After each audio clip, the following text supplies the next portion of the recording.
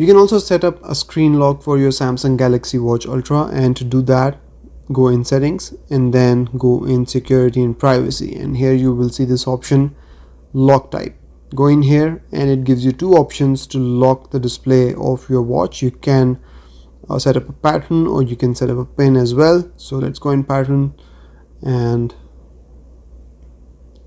it will ask me to draw the pattern again, and now the lock has been set. You can also make the pattern visible or invisible, and you can set it up to hide any information, and if someone tries to unlock your watch after 20 attempts, the watch will auto reset and delete everything from your watch.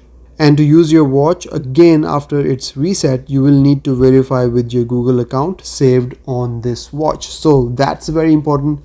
If you set up this screen lock and someone tries to unlock the watch after 20 attempts, not only does the watch reset, you will need to verify the watch again through your Google account that is on the watch to be able to use the watch again. So that's the security for your watch. Now if I turn on the display again, the watch will ask me for the pattern, so I can put in the pattern and that will unlock the watch.